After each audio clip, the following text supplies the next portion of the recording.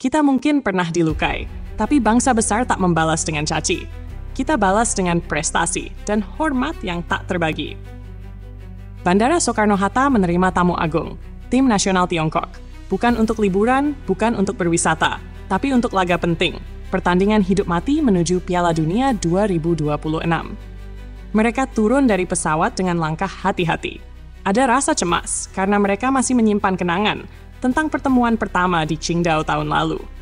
Saat itu, Indonesia datang sebagai tamu dan pulang membawa luka.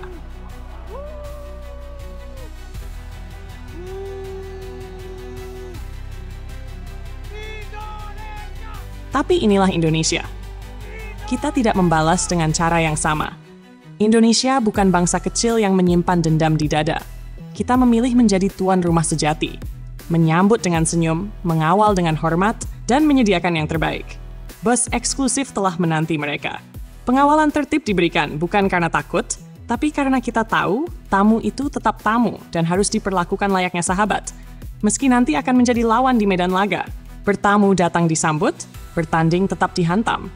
Adat tak ditinggal, tapi harga diri pun tak ditawar. Ivankovic, kami tak mengira sambutan seperti ini. Branko Ivankovic, pelatih kepala Tiongkok, bahkan terlihat terpukau. Dalam sesi wawancara, suaranya tenang namun penuh penghargaan. Sambutan ini jauh dari ekspektasi kami. Kami tidak merasa sebagai lawan, kami merasa sebagai sahabat. Beberapa pemain pun mencatat hal yang sama. Tidak ada sorakan kasar, tidak ada perlakuan dingin. Hanya pelukan tak terlihat dari budaya Indonesia yang luhur. Menyusuri Jakarta menyentuh hati. Di sela waktu istirahat, para pemain Tiongkok diajak menikmati sebagian wajah Jakarta. Lihat sendiri jiwa kami. Kami hormat pada tamu, tapi kami takkan mundur saat bertarung. Malam belum lengkap tanpa mencicipi kuliner Nusantara. Rendang Padang, sate ayam, nasi goreng kampung, hingga es cendol disajikan bukan hanya untuk mengenyangkan, tapi untuk memperkenalkan rasa dari tanah ini. Sesuatu yang jauh lebih hangat dari sinar mentari, yaitu semangat dari ribuan supporter Tiongkok yang membanjiri kawasan Monumen Nasional alias Monas. Mereka datang dari tanah jauh, membawa semangat tinggi, senyum lebar, dan semangat yang membara, demi mendukung tim nasional kesayangan mereka. Dan yang paling menarik, mereka tidak hanya datang untuk menyaksikan laga besar, tetapi juga untuk menjalin kehangatan dengan masyarakat Indonesia. Namun, kisah ini tidak semulus angin sepoi-sepoi di sore hari. Awalnya, rombongan supporter Tiongkok sempat diliputi rasa cemas. Ada ketakutan yang menggelayuti hati mereka, karena kabar tentang perlakuan yang kurang menyenangkan saat beberapa supporter timnas Indonesia bersikap agak keras di pertemuan sebelumnya. Wajar saja. Siapapun akan merasa was-was jika datang ke negeri orang dengan bayang-bayang kekhawatiran. Tapi hidup mengajarkan kita satu hal sederhana. Prasangka bisa pupus jika niat baik dibalas senyuman tulus. Menurut laporan dari media163.com, sebanyak 2.800 supporter dari Tiongkok telah tiba di tanah air. Mereka terbang dari berbagai kota besar seperti Beijing, Shanghai, Guangzhou, hingga Chengdu. Bayangkan saja, ribuan orang datang mengenakan seragam tim nasional dengan wajah dicat merah putih dan atribut khas supporter. Sejak mereka mendarat di Bandara Soekarno-Hatta, sorotan mata langsung tertuju. Bukan karena aneh, tapi karena aura semangat mereka yang menyala-nyala. Begitu menginjakan kaki di Jakarta, sebagian besar dari mereka tidak menunggu waktu lama. Langsung saja mereka menuju ke ikon ibu kota, Monumen Nasional. Monas, tugu setinggi lebih dari 130 meter, berdiri megah bak pelindung sejarah bangsa. Dan hari itu, tugu ini menjadi saksi bisu dari pertemuan dua budaya yang tak terduga. Siapa sangka? Kehadiran para supporter Tiongkok justru mengubah suasana Monas jadi seperti festival kecil penuh warna.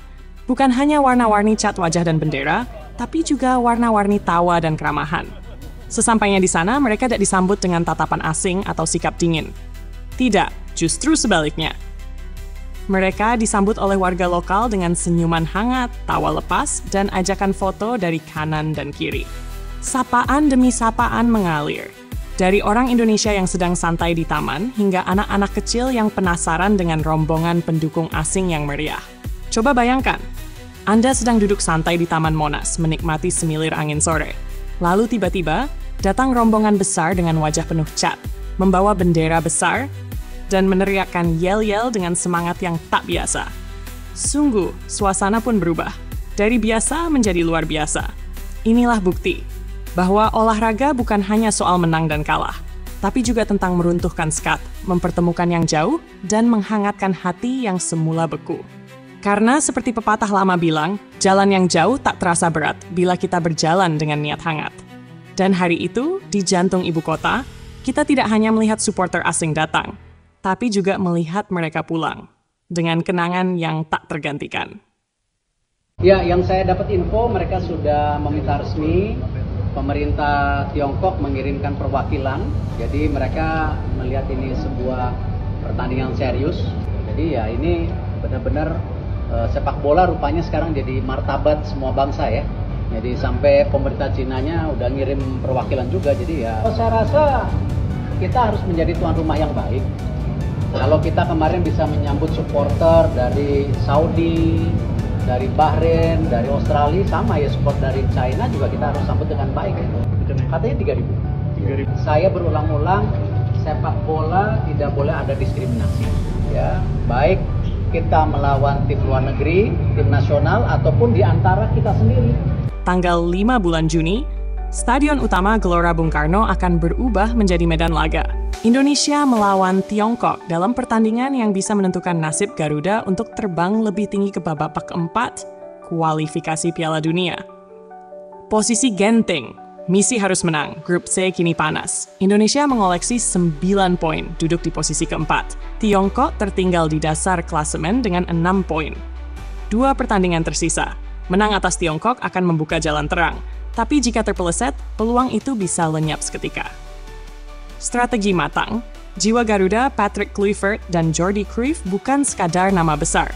Mereka adalah arsitek yang menyusun taktik dengan logika, tapi menanamkannya dengan semangat Nusantara. Kami belum selesai.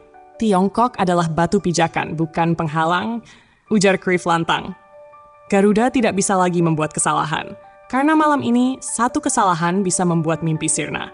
Tapi satu keberanian bisa membuat sejarah.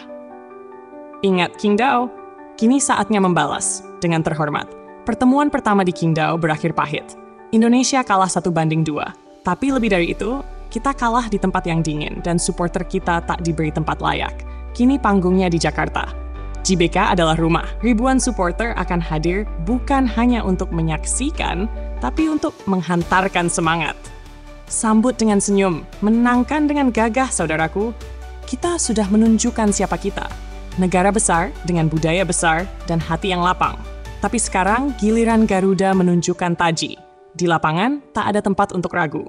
Hanya ada semangat, kerjasama, dan keyakinan.